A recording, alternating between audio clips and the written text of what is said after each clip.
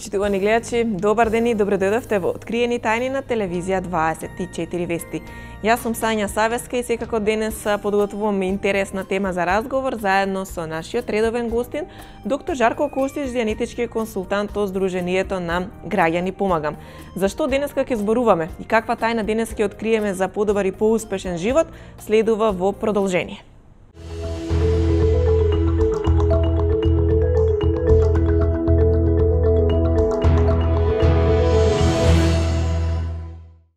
И денес имаме повторно интересна тема на разговор. Ќе зборуваме за тоа како да превземете поголема контрола врз вашиот живот. Доколку сакате да ги дознаете одговорите на прашањата поврзани со оваа тема, ве поканувам во продолжение да останете и да го проследите разговорот со доктор Жарко Костич, дијанетички консултант од Сдруженијето на Граѓани Помагам. А за сето она што сакате да се разговара во нашата емисија Откриени тајни, слободно пишувајте на Facebook страната на Жарко Костич и на неговиот имејл. Ние сме тука да одговориме на сите прашања кои што се од ваш интерес и секако да ви ги откриеме сите тајни.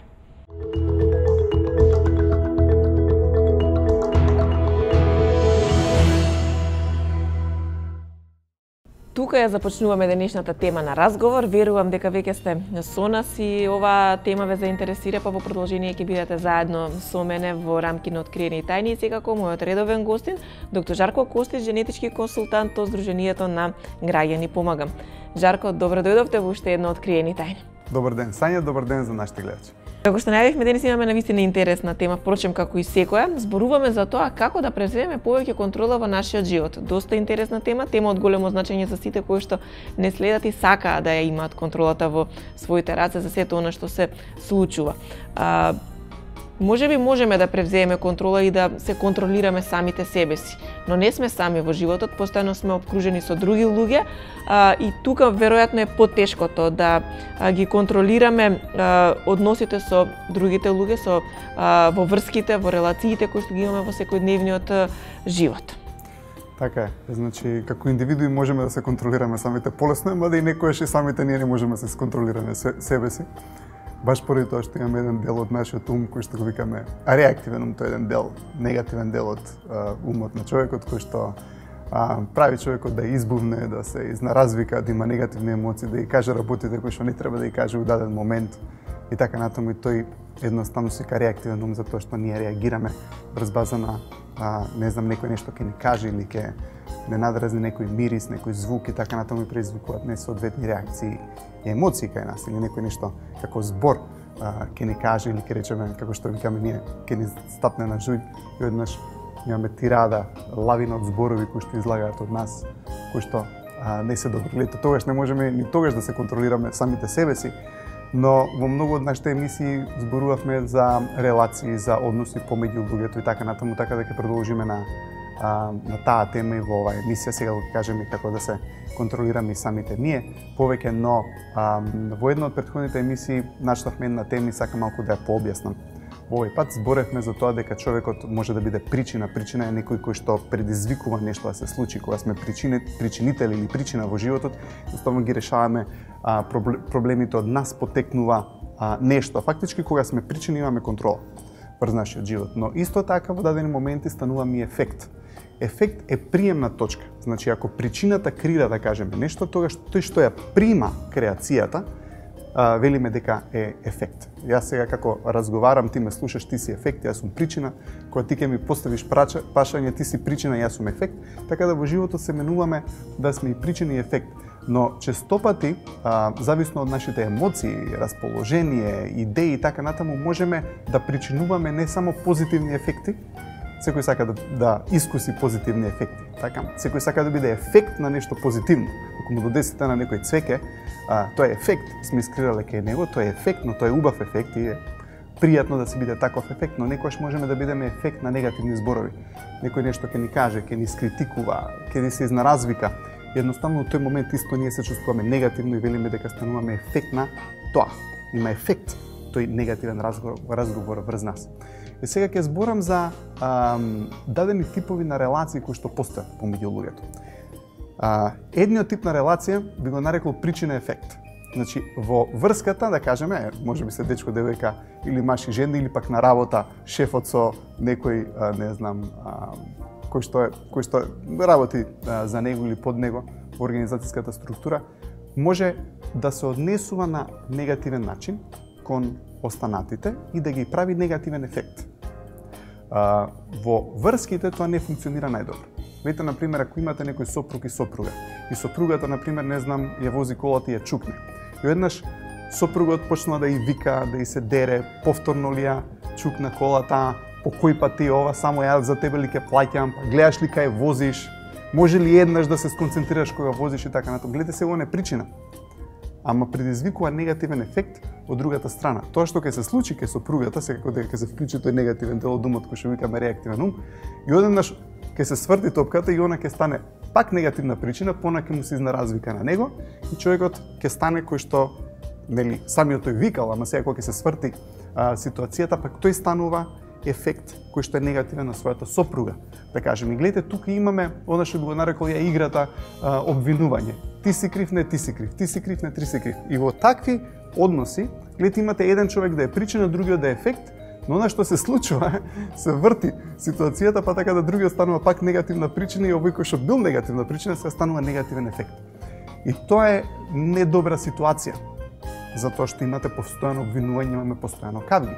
Сега, идеална ситуација е кога имаме причина некоја врска. Што тоа значи?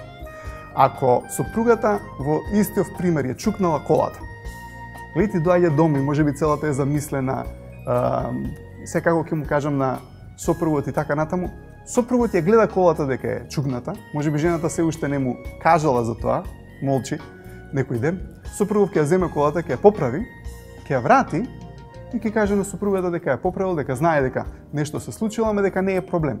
Гледате, фактички, кога имаме врска причина, тогаш едниот презема одговорности за другиот. И во тој момент, гледате, и двајцата стануваат причина. Не го правиме другиот ефект негативен. И она што се случува во тој момент, кога имате таква врска на причина, тогаш вниманието се свртува на некоја конструктивна акција. Може би ќе речат, окей, ајде сега да одиме на кино. Или може би ќе гледаме дома филм, или ќе излеземе на вечера. И гледате, кавгата не продолжува. Поради тоа што едниот презел одговорност за другиот и другиот исто така го прави причина. Може би во таа ситуација самата сопруга ќе рече, знаеш што, сгрешив, не требаше вака да го направам, поради тоа што, не знам, брзав, ќе треба малку да сум посконцентрирана. Самата таа веќе е волна да преземе повеќе одговорност кога не ја обвинувате него кога ќе се преземе одговорност за самиот тој човек. И тоа е веќе контрола. Например, во една релација или помеѓу пријатели, или пак ќе кажам во колектив на работното место. Да треба да градиме врски кои што се причина, не причина ефект, не со обвинување, него едноставно со преземање одговорност на другиот. И кога имате такви врски причина, тогаш фактички имаме контрола врз ситуацијата, имаме контрола врз нашиот реактивен ум, а со самото тоа и врз животот. Зборуваме за причина и за ефект. Можете ли да ни кажете како тонската скала е поврзана со причината и ефектот? Ако ја разгледаме повторно тонската скала, и за тонската скала говориме во секоја емисија, ќе кажам само дека имаме позитивни емоции на вас. Тоа е скала на емоции, значи кој што имаме високи емоции, позитивни, кои што, да кажеме, ако видиме овој графички приказ се жолтите тонови, па после како паѓаме надоле се вклучуваат црвените тонови, тука се тоновите на антагонизам, лутина, огорченост, непријателство и така натаму, потоа се спуштаме во плавите тонови, страв, тага, самопонижување и така натаму. Гледате, тоа се негативни тонови кои што потекнуваат баш од тој негативен дел од умот кој што го нарекуваме реактивен ум. Поради тоа што секогаш збориме за реактивниот ум, за сите оние кои што не следат, само ќе кажам или да ги погледнат претходните емисии или најдобро да фактички да се информираат повеќе за тоа во книгата Дианетика. Книгата Дианетика објаснува што е реактивен ум и како човекот може да се ослободи од него за да биде посреќен, да има поголема самодоверба, сигурност и така натаму. Значи, фактички, тој реактивен ум ни ги наметнува овие негативни емоции кои што потекнуваат од црвените емоции надоле. Сега, она што се случува во животот, луѓето се, пак ќе кажам, и причина и ефект. Но жолтите тонови причинуваат позитивни ефекти. Ако ви видиме овие тонови како што се игра, акција, ентузијазам, гледате, тоа се тонови кои што креираат убави ефекти на околината. Но она што е интересно е дека тие исто така можат да примат ефект. Било каков ефект.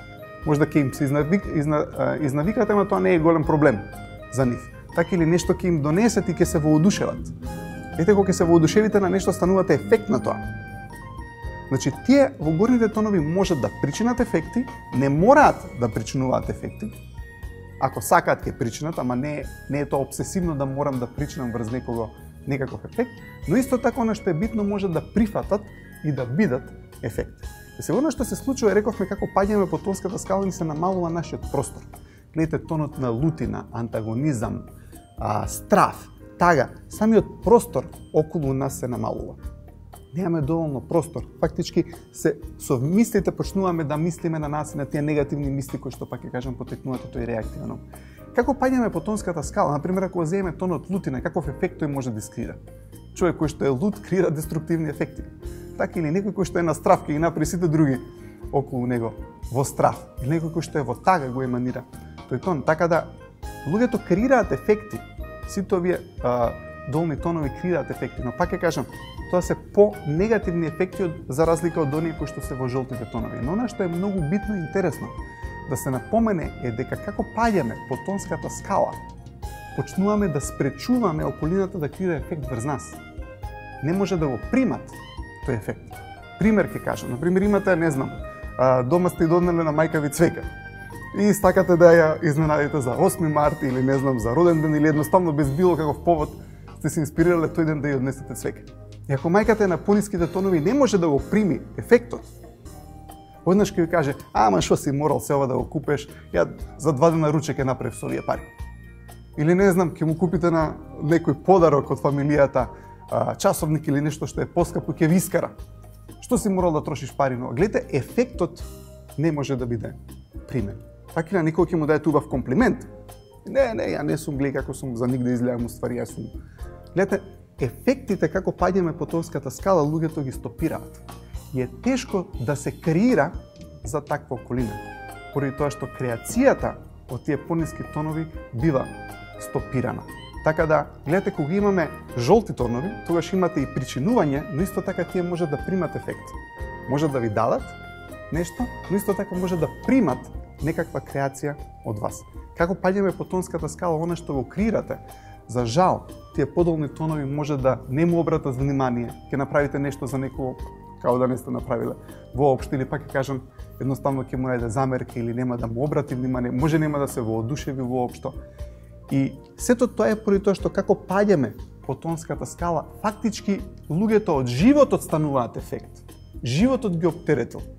Негативните емоции во текот на животот кои што ги собрале се толку многу натрупани на нив, да тие едноставно стануваат предпазливи на се и не сакаат ништо веќе да има ефект врз нив, поради тоа што го поистоветуваат секој ефект околината што го креира со негативен ефект кој што веќе им се има случено од самото постоење во животот. Рековме дека фактички реактивниот ум е полн со тие негативни искуства. И колку повеќе ги трупаме тие негативни искуства во нашиот ум, болки, страдања, тага и така натаму загуби, толку пониско се позиционираме по тонската скала и поради тоа спречуваме било каков ефект од околината, па дури да е позитивен.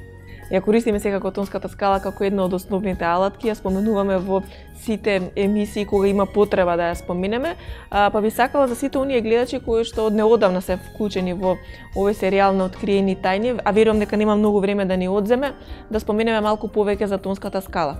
Веројатно слушајќи го разговорот за причината и за ефектот, многумина се прашуваат како да дознаеме кој каде се наоѓа на тонската скала. Па можете ли ни кажете кој е најлесниот и наједноставниот начин еден човек да го позиционираме на тонската скала? Точно е, значи, ако ја разбереме тонската скала, а во една емисија е малку да ја разбереме тонската скала, пак ќе кажам, луѓето може да се информираат во книгата Дианетика за тонската скала и едноставно да научат многу повеќе и да ги гледат повторно нашите емисии кои што ги има на мојата Facebook страна. Тоновите се интересна работа поради тоа што, гледате, можете за неколку минути да определите кој човек на кој тон е. Ако ги разгледаме повторно некои од овие тонови, ако ги видиме жолтите тонови, ќе видите дека тие се, пак ќе кажем, имаме ентузијазам, акција, расположеност. Тие луѓе на тие тонови сакаат да зборат за конструктивни, за позитивни работи и така натаму. И ако им придете со таков разговор на таков човек и му даете некоја конструктивна идеја на некој кој што е на ентузијазам, им речеш: "И сакам ова да го направам, ќе ја искрираме ова, сакаш ли ваков план да смислиме?" И тој ќе ти се приклучи и ќе почне повеќе да комуницира. Ако на човекот му го погодите тонот на кој тој се наоѓа, она што ќе се случи почнува комуникација на тоа ниво. Ако гутнете тонот, например некој кој што на ентузијазам, да дојде на некој кој што е на страв, видите тој на страв кој што ќе стане уште поисплашен. Поради тоа што ентузијазмот го плаши, си вика каде овој се со вакви идеи кога све е опасно, тој што е на страв гледа све опасно. Едноставно нема да допринесе на разговорот кој што ентузијастичниот човек го прави. Но ако имате некој човек кој што е на страв и најдете уште некој човек кој што е на страв, мршеш леле гледај каква е ситуацијата, леле ова, леле она, и еднаш на двајцата ќе им се разврзе муабетот многу. Фактички правилото дека ако погодите тонот на човекот, комуникацијата ќе започне на тоа ниво. Пример имате, не знам, некоја пријателка или пријател, еднаш ќе почнете да разговарате за некои теми, почнувате ентузијастично и гледате дека човеков не се впушта во разговор. Па си кажеш, окей, ќе се симна малку подоле. Па почнувате, не знам, за досада, на досаден начин да зборите, и тука не се вклучува. Така или ако почнете да станете деструктивни, антагонистични, како све е лошо, ова ќе се направи. И еднаш ако е тоа неговиот тон, тука ќе го погодите и одеднаш ќе му се отвори комуникацијата на тој тон. Или можеби ако и рековме дека имаме еден тон скриено непријателство за кој што зборевме.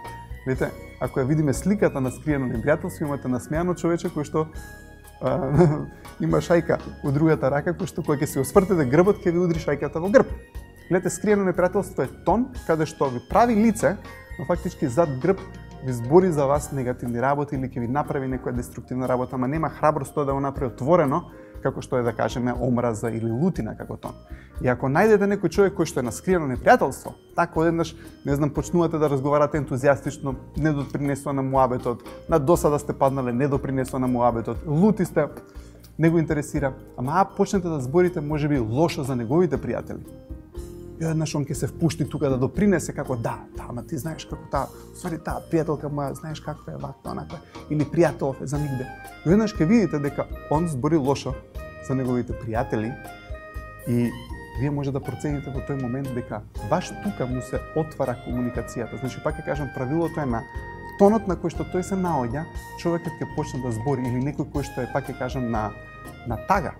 Ако зборите за тажни работи или апатија, ако почнете да зборите за апатични работи, за умирање, за погреби, за што и да е, болести и така натаму, видите колку луѓето сакаат да зборат на таа тема ако им го погодите тонот. Така да точно можете да погодите кој тон е некој човек врз база на тоа на кое ниво се отвара со комуникацијата.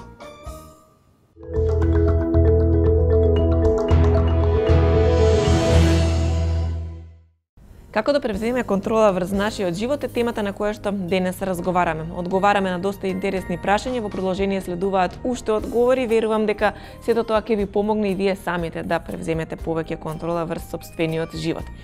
Жарко, споминавме во првиот дел за играта на обвинување и окривување. Ти си крив, не, јас сум крива, јас сум во право, ти си крив. Тоа е некоја игра која што веројатно и нема крај. Но дали доколку признаеме дека сме погрешиле и дека не сме во право во одредена ситуација, ќе ни даде можност да имаме поголема контрола врз односот со другите? Секако. Видите како паѓаат луѓето по тонската скала и пак ќе кажам решението како луѓето се кренат по тонската скала се наоѓа во пак ќе кажам во книгата Дианетика има техника како луѓето се кренат по скалата на емоции. Фактички како паѓаме по скалата на емоции, тоа што се случува е почнуваме да инсистираме дека сме управо, дури кога грешиме. Колку пати самите знаеме дека не сме управо, ама ќе го држиме тој став, едноставно сме тврдоглави и нечи и по никоја цена нема да попуштиме. И како хронично паѓаме по скалата на емоции, повеќе и повеќе ќе почнуваме да правиме грешки во кои што ќе веруваме и ќе ги подкрепуваме дека се така. Пример ќе кажам, човекот има импулс да е во право. Секој од нас има импулс да е во право. Ако му кажете на некој дека греши, многу често ќе видите од другата страна дека ќе има одбрана. Затоа што сака човекот секој да е во право. Сега, некогаш правиме грешки за кои што знаеме и ние дека се грешки, ама инсистираме дека се во право. И тоа се више нелогични работи. Пример ќе кажам, ако имате некоја, не знам, сопруга, можеби или жена која што го загорува ручекот постојано или го пресолува. Гледате, секојаш ја прави истата грешка. И дојде сопругот или, не знам, некој од фамилијата и рече, мамо, 100 пати ти кажав, немој да солиш толку многу, или зашто ти сега го прегори пак? Гледате како да го оправдува и да го докажува своето да се биде управо, човекот на тој начин што ќе повтори цело време истата грешка. И колку повеќе го убедувате дека греши, ќе видите дека не му помагате самиот тој да ја види грешката. И особено колку повеќе луѓето се спуштаат по скалата на емоции, потешко им е да видат дека грешат. Гледате, ако видите дека сте направиле некаква грешка, веќе имате поголема контрола, затоа што може да се видите себе си. Како паѓаме по тонската скала, не можеме да се видиме себе си. Баш поради тоа што ни е присутен реактивниот ум постојано. Тој не тера секојаш да сме во право. Поради тоа што луѓето подоле на тонската скала мислат дека ако не се во право, дека уште повеќе ќе пропаднат надоле по скалата на емоции. А напротив, кога ќе видите луѓе кои што се високо по тонската скала, имаат големини простор околу себе за да може да ја видат својата грешка и да ја признаат дека е грешка. И тогаш сме причина. Затоа што ако имате кавга со некого и двајцата не успеа да го видат каде грешат, кавгата ќе продолжи да трае. Но ако имате еден човек кој што може да препознае дека направил грешка, да преземе одговорност и да ја признае грешка, тој е повеќе причина отколку другиот и поодговорен во самата ситуација, поради тоа што ќе има повеќе контрола, затоа што ќе може самиот да се исконтролира и да се смени себе си. Но има едно многу убаво правило, а тоа е дека ако на луѓето им ги потенцирате, пак ќе кажам сите работи што ги прават грешки, поради импулсот да се во право, ќе инсистираат на истата грешка да ја повторат. Ете, луѓе кои што цело време кои што се прекорувани за едната иста работа која што ја прават, ќе видите дека постојано ќе продолжат да ја прават. Пак ќе кажам тој импулс дека мора да се во право. Но не е идејата дали сме ние во право или не сме, него што е исправно. Станува збор за што е исправно. Не дали сум у право. Ја кога сум цело време во право, а знам дека не сум во право, тоа не е исправно. Исправно е нешто што е обстаночно. Ако јас можам да видам дека таа грешка не е во ред и ги повредува другите околу мене, исправно е да се коригирам. И сега како можеме на таа околина да ја помогнеме да се коригира на тој начин што ќе даваме акцент на способностите. Океј, што е добро во незиното готвење? Добро во незините готвење има многу работи. Може ми само солењето е мана, но ако ставате акцент цело време на негативното, а не давате потврда на позитивното, човекот нема да се зголеми како битие, затоа што колку повеќе му давате потврда на едно битие, толку повеќе тој расте. Има повеќе простор околу себе. Има широчина за да може да ја види таа една грешка која што може би инсистира да ја прави, а инсистира поради, пак ќе кажам, поривот кој што го дава тој реактивен ум. Така да, она што е битно тука е да бидеме исправни, а не да бидеме во право. А исправни сме кога на некој ќе му даеме акцент на позитивните работи или ќе го прашаме што е тоа исправно што го правиш во врска со своето готвење. А ако му даваме акцент цело време на нешто кое што е негативно, тогаш и ние не сме во право и не правиме исправни работи, поради тоа што другиот ќе инсистира да ја зацврсти таа своја позиција на фактички на грешката, што ја прави, но ќе инсистира дека е во право. Секако дека сакаме да имаме повеќе контрола врз нашиот живот, но може ли да ни кажете дали само довербата, сигурноста која што имаме во самите себе и позитивната енергија која што ја имаме и секако ја шириме наоколу, може да ни даде да имаме поголема контрола? Гледате, контролата подразбира да немаме колебливост во врска со нештото. Ако земеме да возиме кола и не сте сигурни каде одите по патот, веројатно е дека нешто ќе се деси. Така ако не знаете каде да свртите или едноставно гледате сигурноста, безрезервната намера. Кога збориме за контрола, безрезервната намера е таа која што ни ја дава контрола. Во моментот кога нема да сме сигурни во нештото кое што сакаме да го направиме, тогаш дозволуваме препреки да ни влезат на патот. Пример, имате ситуација каде што некој сака да отиде, не знам, во Грчка или не знам во Бугарија или во Охрид или во Италија, каде да и може времето не е најсоодветно. Така, ама тој има идеја. Гледате, колку имате позитивна идеја, она што е интересно е дека нема ништо да се деси. Но во колку не сте вие сигурни дали сакате тоа да го направите или не, тогаш почнувате да наоѓате оправданија, тоест стопови во физичкиот универзум зашто да не го направите нешто. Ако немате 100% јасна идеја дека тоа сакам да го направам и го правам и одам да го направам, тогаш ќе почнете да наоѓате оправдание дека има препреки во животот. Ако јас не сум сигурен како нешто да го направам на работа, може нема да дојдам на работа, ќе се разболам пред да дојдам да завршам таа работа. Гледате, например, студентите кога не знаат нешто не испит, колку често знаат да се разболат во тој момент. Гледате, тоа ја прават препреката, затоа што немаат сигурност, немаат целосна контрола, немаат безрезервна намера дека ќе успеат во тоа. Така да, за да имаме контрола врз нашиот живот, мораме да тргнеме со безрезервна намера во тоа што сакаме да го оствариме. Ако имаме цел, тргаме, едноставно сите тие негативни мисли треба да ги оттргнеме од нас. Едноставно да имаме позитивна мисла, без ни најмала негативност, поврзана со таа мисла, за да имаме контролата. Затоа што само таа позитивност, само таа сигурност, само таа самодоверба ќе не потегне и ќе ги најдеме решенијата. Гледате, кога се сака, се може, нели така викаат? Ама мора да се сака. Ако се сака, во тој момент ние стварно имаме безрезервна намера, сакаме да го постигнеме тоа, едноставно не наоѓаме стопови во околината, во колку за нештото не сме 100% сигурни. Околината ќе ни се вметне помеѓу нас и целта, тоест ние самите ќе си ги одбереме стоповите и ќе најдеме оправдание зашто нештото не сме го постигнале, ама причината е само затоа што не сме биле 100% сигурни во тоа што го сакаме. Верувам дека изменението кое што гледачите го добиваат со нашата емисија може да им помогне да имаат поголема контрола врз нивниот живот, затоа што кога располагаме со повеќе податоци, кога имаме поголемо знаење, веројатно дека многу полесно можеме да направиме одредени промени во нашиот живот и секако да донесеме правилни одлуки. Точно, ја би рекол дека нашите гледачи се волни да видат ефект на нашата емисија и нова знаење, поради тоа што кога даваме знаење, тој што го прима фактички е ефект. Но човекот мора да има волност да го примени знаењето во животот за да ги има и резултатите. Но гледайте, фактички знаењето потекнува од волност исто така, не се само податоци. Гледайте, ние ги даваме овие податоци и овие податоци имаат за цел да го подобрат животот на секој еден кој што не следи. Но исто така знаење добиваме и од животот преку наблюдување. Гледайте, дури и овие податоци кои што ги даваме, гледачите мора да се волни да видат дали овие податоци се вистина, преку нивни примери, преку нивни ситуации во животот. Така да, знаењето е поврзано со наблюдување. И им се дава на оние кои што сакаат да гледаат. Ако има човек кој што не сака да види, ако има човек кој што не сака да направи промена, тој нема ни да го добие знаењето.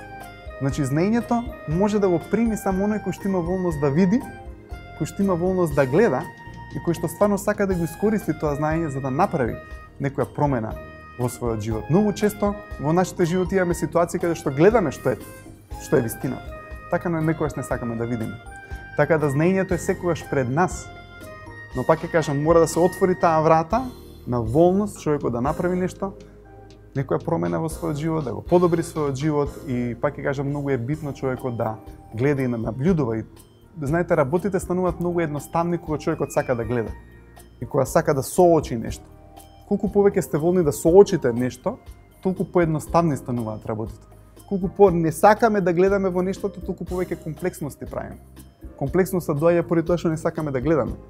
Така, ако некој човек не сака да соочи книгата која што е малку подебела, многу е комплексна. Гледате, проблемот е многу комплексен ако човекот не сака да го соочи проблемот. Но колку повеќе соочуваме, колку повеќе гледаме во книгата, во проблемите и колку повеќе наблюдуваме, ќе видиме дека фактички работите стануваат многу поедноставни. И тоа исто така едно од работите кои што секој од нашите гледачи може да го примени во својот живот, за да види дека е така и колку повеќе соочува, толку повеќе рековме дека може да се справува и да ги решава проблемите. И уште нешто ќе кажеме дека со знаењето кое што човекот го добива, доаѓа и одговорноста. Но пак ќе кажам, одговорноста е поврзана со волноста да се направи нешто со тоа знаење. Ние секој од нас може да има знаење, но мора да имаме одговорност да го примениме тоа знаење. Ако ние нема одговорноста, а тоа е волноста, пак ќе кажам, да искреираме некаква акција позитивна со тоа знаење, некаква промена во нашиот живот со тоа знаење, не можеме ни да имаме контрола. Поради тоа што контролата е поврзана со знаењето, но исто така и тоа знаење да имаме одговорност да го примениме во нашиот живот за да постигнеме даден резултат, тоа веќе ни дава контрола поголема во нашиот живот за да можеме да го искреираме ефектот кој што сакаме. Дали сето ова кое што го кажавме денеска во рамки на емисијата Откриени тајни е доволно за да имаме поголема контрола врз нашиот живот или пак можеби има уште нешто што би можеле да им го кажеме, а секако би им помогнало на гледачите да добијат повеќе контрола? Има многу што да се каже плюс, немаме многу време, затоа што сме на самиот крај на емисијата, но пак би кажал, кога преземеме одговорност за другите луѓе, имаме повеќе контрола. Секој од нас треба да биде волен да преземе одговорност за сам себе. Гледате, треба секој од нас да биде волен да биде најдобрата единка што тој може да биде, да работи на себе, да чита, да се едуцира, едноставно да се крема наголе по тонската скала, да се зголеми својата сигурност, да зголеми својата самодоверба. И кога стануваме подобри единки за себе, стануваме подобри за самата околина, и мислам дека тој е целта на секој един, како можеме да помогнеме на околината, колку можеме да допринесеме ние за околината. Така да она што би сакал да го кажеме дека можеме да преземеме одговорност за другите, но фактички тоа е неразделно од тоа да преземеме одговорност за самите нас. Колку повеќе имаме знаење, колку повеќе имаме податоци, колку повеќе работиме на себе, колку подобри како бити, како единки стануваме, толку сме покорисни и подобри за самата околина. Значи едно нешто кое што не тера да не бидеме најдобри од тоа што можеме да бидеме, тој реактивен ум, за кој што збориме постојано, кој што опишам во книгата Дианетика, но реактивниот ум не прави да сме несигурни, не прави да се однесуваме како други идентитети. И затоа зборувавме во минатите емисии, многу често наликуваме на некој од нашата околина. Кога се лутиме да ликуваме на таткото или на мајката, или ги имаме истите после некое време ставови против кои што сме се борели. Гледате, реактивниот ум не тера да не бидеме свој, да не бидеме во нашиот идентитет. Краде дел од нас. Колку повеќе имаме болно искуство од минатото, трауми, загуби, неубави ситуации кои што ни се имаат случајно, толку повеќе дел од нас е заробен во тој реактивен ум. Реактивниот ум краде дел од нас, дел од нашиот идентитет, нашата среќа, нашите позитивни емоции се заробени во него. И има начин како човекот може да се ослободи од тој реактивен ум, и тоа е опишано во дианетиката. Самиот збор дианетика се состои од два збора. Дија значи низ и нетика потекнува од зборот нус, два старогрчки збора кои што значи ум.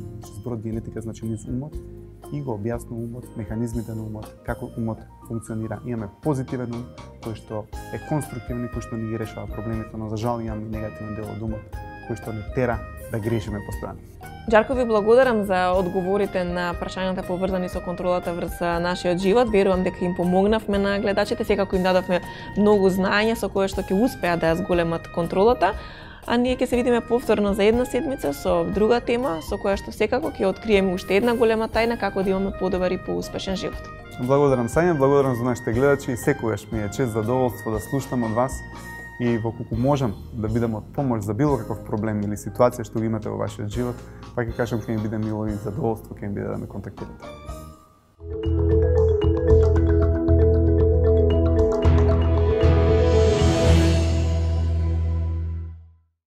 Тоа беше се за денешната Откриени тајни. Верувам дека го задржавме вашето внимание и секако дека ви откривме навистина интересна тајна, односно ви дадовме одговори на прашањата поврзани со тоа како да ја зголемите контролата врз вашиот живот. Доколку бевме интересни, следете не повторно и следната сабота во редовниот термин, а секако, доколку сакате да ги гледате и во текот на работната недела или во било кое време, сите емисии од Откриени тајни се достапни на Facebook страната на нашиот редовен гостин, доктор Жарко Костич, но и на Facebook страната и на веб страната на телевизија 24 Вести. Јас ви благодарам што бевте заедно со нас, ве поканувам и во продолжение да останете со програмата на телевизија 24 Вести. Имајте пријатен и убав ден!